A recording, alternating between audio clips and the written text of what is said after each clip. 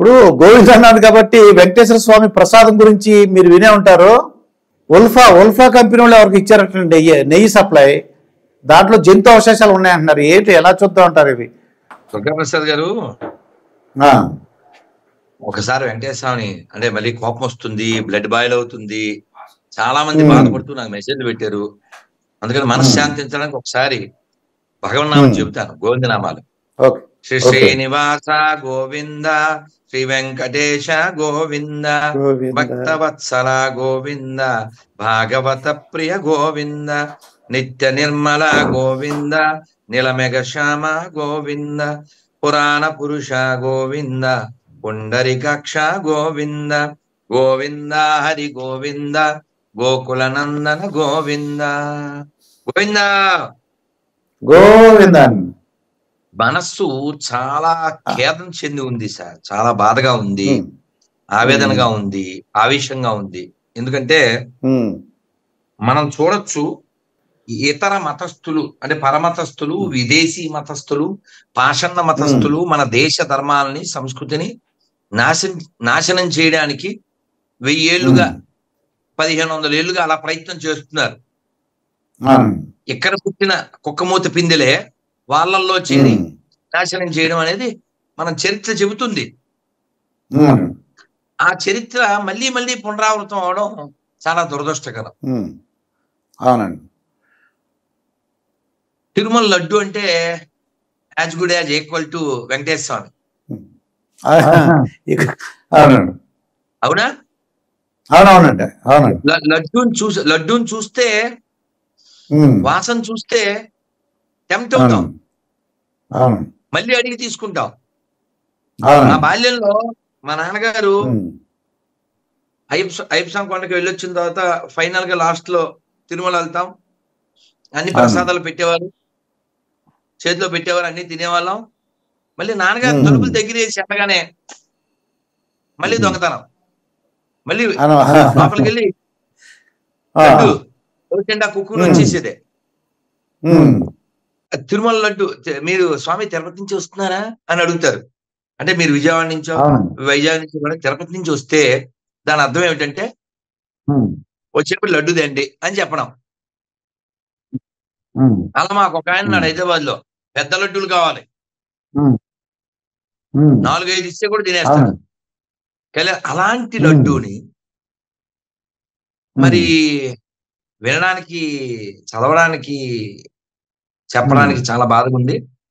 దాంట్లో పందివి, ఆవువి, చేపవి, ఏవేవో జంతు కళేబరాల నూనె కలిసింది అని సాక్షాత్తు రాష్ట్ర ముఖ్యమంత్రి గారే చెప్పడం చాలా లక్షల కోట్ల మందికి ఖేదాన్ని కలిగించింది. దీన్ని మనం అంటే పరిశీలన చేయకుండా మనం కన్ఫర్మ్ చేసి ఇతనే దోషి అనలేం కదా, ఇది కొందరు వాదన. కానీ అతను చేసుంటాడు అని మనకి నమ్మకం ఎలా కలుగుతుందంటే, ఒక వ్యక్తి సిగరెట్ తాగుతున్నాడు అనుకోండి, అని మీకు ఒక జోక్ చెప్తాను, మరి తప్పదు. పెళ్లి కొడుకు మంచోడేనా అని అడిగారు. మంచోడండి, ఎప్పుడైనా ఏమన్నా ఏం అలవాట్లు అండి, ఎప్పుడైనా ఒక్కపూడి వేస్తాడంతే అన్నారు. ఒక్కపూడి పెద్ద అలవాటు ఏడిశారు. అది కూడా ఎప్పుడైనా మాంసం తింటేనే అన్నాడు. అది కూడా ఎప్పుడైనా మందు కొడితేనే, అది కూడా ఎప్పుడైనా వ్యభిచారి దగ్గరికి వెళ్ళి వస్తేనే అన్నాడు. మంచి పెళ్లి కొడుకు, కొత్తపడి కదండి. అర్థమైందండి. మీకు వెలిగిందిగా, వెలిగిందండి. ఇది అలా మనం ఇది జరిగింది అని నమ్మేటువంటి పరిస్థితి ఉంటే ఎందుకు వస్తుందంటే, ఒక వ్యాన్ డ్రైవర్ మెసేజ్ పెట్టాడు, గురువు గారు ఈ గత 5 ఏళ్లలో 100ల కొద్దీ నేను అంటే పలమనే రథం తిరుమల వెళ్ళినప్పుడల్లా తెచ్చి మా ఫ్రెండ్స్ కి, బంధువులకి ఎన్నో ఇచ్చాను. అది నా అలవాటు, 5 ఏళ్ళు కాదు, 10 ఏళ్ళు కాదు, నాకు ఊహ వచ్చినప్పటి నుంచి, తిరుమల వెళ్ళినప్పటి నుంచి. అలా ఇంకొక ఆయన హైదరాబాద్ సాఫ్ట్వేర్ ఎంప్లాయ్, చాలా బాధగా ఉంది, ఏం చేయాలి అని బాధపడుతున్నారు. ముందుగా శ్రీవారి భక్తులకి ఒక విన్నపం విజ్ఞప్తి ఏమిటంటే, ఓకే. అయ్యో అవన్నీ కలిసిన లడ్డు మనం తినేసేమే అని బాధపడకండి. మన సోదరుడు ఒక ఆయన ఏదో పేరుంది, ఇందాక ఒక ఛానల్లో చూశారు. అతను చెప్తున్నాడు, మీరు బాధపడకండి, భీష్మాచార్యులు అంతటా ఆయన కురుక్షేత్ర యుద్ధం జరిగేటప్పుడు సంధ్యావందనం చేయడానికి నీళ్లు, యుద్ధక్షేత్రం కదా, ఓకే, మట్టినే నీళ్లు అనుకుని సంధ్యావందనం చేశారు ఆయన. అలా ఇక్కడ మనం సాదమే తిన్నాం, మన ఇతర అవశేషాలకు మనం తినలేదు. ఎందుకంటే అది ఆల్రెడీ భగవంతుడికి నివేదన చేయబడింది. ఓకే. కాబట్టి భక్తులు ఎవరు బాధపడద్దండి. భగవంతుడిని అపాప విద్యుడు అంటారు, ఆయనకి ఏ పాపం అంటదు. కానీ మన ధర్మనాశనం చేయాలనుకునేటువంటి దరిద్రులు గుడి ఉండగా గుడికి వెళ్లకుండా గుడిసెట్టు వేసి గుడిసెట్టు పనులు చేస్తారు. గుడిసెట్టు వేయడం అంటే గుడిసెట్టు పని కదా సార్. గుడి ఉందగా నువ్వు బెల్లంతో గుడికి వెళ్ళు అంటే నిన్ను గుడికి రమ్మని ఎవరు చెప్పారు? నువ్వు ఎండిపోయిన శవాన్ని మొక్కుతావు, మొక్కుకో. సరే, నీ డ్రామా చేసిన నాళ్ళు చేసావు. కానీ బాధాకర విషయం ఏంటంటే, ₹1 చర్చి నుంచి తేలైన చవట్లో, ₹1 మసీద్ నుంచి తేలైన చవట్లో గుళ్ళు డబ్బులు ఇచ్చుకెళ్తారు కదా. అదే వచ్చిందండి. ఓకే, అది ఆపాలి. ఇప్పుడు నీకు you don't have rights on church or mosque, no? What right you have on temples? అదండి. ఇప్పుడు స్వామి అక్కడ ధర్మారెడ్డి గారు అని చెప్పేసి ఆయన ఎగ్జిక్యూటివ్ ఆఫీసర్ అయితే, ఆయన వాళ్ళ అబ్బాయి పెళ్లి కార్డులు డిస్ట్రిబ్యూట్ చేస్తారు. మీరు విన్నారో లేదో? వాళ్ళ అబ్బాయి పెళ్లి గురించి ఆయన పేరు ముందు ఆ పెట్టాలి సార్. దుర్గాప్రసాద్ గారు, ఆయన పేరు ముందు ఆ పెట్టాలి. ఆహా, ధర్మారెడ్డి గారు అధర్మారెడ్డి అంటారా? అంటే వాళ్ళ అబ్బాయి చనిపోయాడండి. ఎందుకు చచ్చిపోయాడు అంటే తెలుసా? ఎందుకు చచ్చిపోయాడు తెలుసా? తెలియదండి. అధర్మ కార్యాలు చేయడమే కాకుండా వాళ్ళ సొంత ఊరు నంద్యాల పక్కన ఉంటే, వాళ్ళ ఊళ్ళో నాగులమ్మ పుట్ట ఉంటే ఆ పుట్ట తవ్వించి ఇల్లు కట్టి దాని మీద బాత్రూమ్ కట్టాడంట. అమ్మో, ఇలాంటి కార్యాలు చేస్తే అర్ధాంతర మరణాలు రాకుండా ఎలా ఉంటాయి? అవునండి. అంటే ప్రజలు ఏమనుకున్నారంటే తిరుపతి లడ్డు అపచారం జరిగింది, అందుకే వాళ్ళ అబ్బాయి అలా చనిపోయారు అని అంటున్నారండి.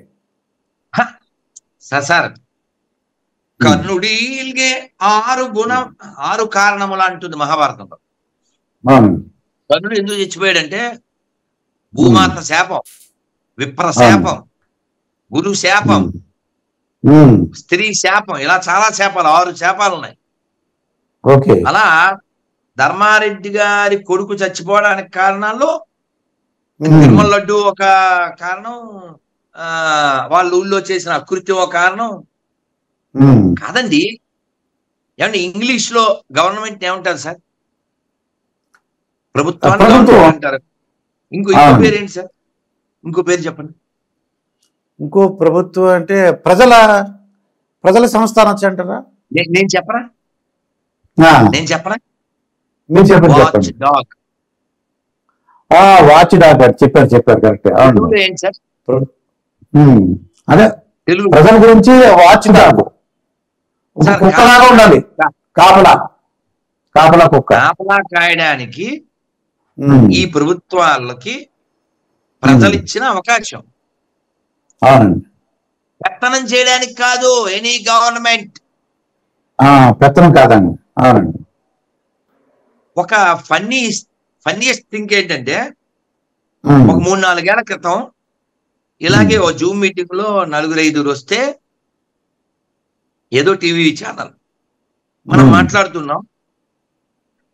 మాట్లాడుతూ government suppose to be A watch dog అన్నాను నేను. అంతే, అటువైపున పార్టీ కుక్క నా మీద పడి అని కరిచేసాడు. ఓకే. మమ్మల్ని కుక్క అనడం నువ్వు అని చెప్పారు. యాంకర్ వాళ్ళు చెప్పారు, సార్ ఆయన మిమ్మల్ని కుక్క అనలేదు సార్, కానీ మీరు కుక్క బిహేవ్ చేస్తున్నారు. ఇప్పుడు జగన్మోహన్ రెడ్డి గారు స్వామి జగన్మోహన్ రెడ్డి ఏంటంటే అలాంటి అపచారం ఏం జరగలేదు, చంద్రబాబు నాయుడు గారు ఇలా ప్రజల మనోభావాలు దెబ్బతినేలాగా చెప్పకూడదు బయటికి అంటున్నారండి ఆయన. జరగకపోతే మంచిదే సార్. జరిగితే బయట ఎందుకు చెప్పాలి అంటున్నాడు. ఎందుకు చెప్పాలి బయటికి, ప్రజలకు ఎందుకు చెప్పాలి అంటున్నారండి. ఆఫీసర్లు ఉన్నారు కదా, మీరు ఎందుకు చెప్పారండి. ఏమండి, ఇప్పుడు మాజీ సీఎం గారికి వెంకటేశ్వర స్వామి మీద నమ్మకం లేదు, గౌరవం లేదు, దేవుడని ఫెయిత్ లేదు. కానీ ఇప్పుడుండే సీఎం ఆ ఊరులో పుట్టిన ఆయన కదా సార్. వెంకటేశ్వర స్వామి మొక్కకుండా వెళ్ళదు కదా సార్. సీఎం అవగానే తిరుమలే కదా వెళ్ళింది. కాబట్టి ఆయన ఫీల్ అయ్యి ఉండొచ్చు, చెప్పుండొచ్చు. అధికారులు చెప్పాలని లేదు కదా. తిరుమలకు అపచారం చేయడం అంటే ఏంటి సార్? మన రాష్ట్రానికి, మన దేశానికి, ధర్మానికి అన్యాయం చేయడం. కలియుగ దైవం, కలియుగ దైవం, కలియుగ దైవం దేవుడు. ప్రభుత్వాలను కూడా పోషిస్తున్నటువంటి లోకనాథుడు ఆయన కదా. ఏ ప్రభుత్వాన్నైనా చెప్పండి, ఇప్పుడు ఉన్నదైనా, ముందుదైనా, అంతకు ముందుదైనా, మేము వెంకటేశ్వర సొమ్ము ముట్టలేదు అని చెప్పండి. నాకు అక్కర్లేదు అని చెప్పండి. చెప్పండి. బొత్స సత్యనారాయణ గారు ఆయన కూడా ఇదంతా రాజకీయం. బొత్స సత్యనారాయణ అండి ఎమ్మెల్సీగా అయ్యారు. ఆయన ఇదివరకు మంత్రిగా చేశారండి, విద్యాశాఖ మంత్రిగా చేశారు, తెలుసు. ఆయన గురించి ఆయన అంటారు ఇదంతా కూడా నాటకం, ఏం జరగలేదని చెప్తున్నారండి ఆయన. బొత్స సత్యనారాయణ మరి ఇప్పుడు జరిగింది అనడానికి రుజువులు ఉన్నాయా, జరగలేదు అనడానికి రుజువులు ఉన్నాయా? జరిగిందనడానికి మనకి సర్టిఫికేట్ ఉందండి. ఇది నేషనల్ డైరీ డెవలప్మెంట్ బోర్డు ఉంది, వాళ్ళు ఇచ్చారండి, వాళ్ళు సర్టిఫికేట్ ఇచ్చారండి. కల్తీ జరిగింది. ఒక మాట చెప్తాను సార్, మీరు ఎప్పుడన్నా కారులో వెళ్తున్నప్పుడు పోలీసులు ఆపారా? ఆపారండి. రాత్రిపూట లైసెన్సు నా అన్ని అడిగారు. నో నాకు లైసెన్స్ ఉంది కానీ నేను చూపించను అంటారా? చూపించాలండి. మీకు లైసెన్స్ ఉందని మాకు ఎలా తెలుస్తుంది? మీరు చూపించాలిగా. వీడు తాగాడు సార్, వీడు తాగాడు సార్ అని అన్నారు ఎవరినో. పోలీసులు ఏం చేస్తారు సార్? అక్కడ ఒక ఓదమని చెప్తారండి, ఆల్కహాల్ డిటెక్టర్ ఉంటుంది. చెప్తారు ఏంటండి? ఆల్కహాల్ డిటెక్టర్ ఉంటుంది. నేను తాగలేదు, నేను పత్తి అంటే ఎలాగా ఊతే వెళ్తుంది. సేమ్ అప్లికబుల్ ఇక్కడ కూడా అంతే కదండి, అవునా? అవునవునండి.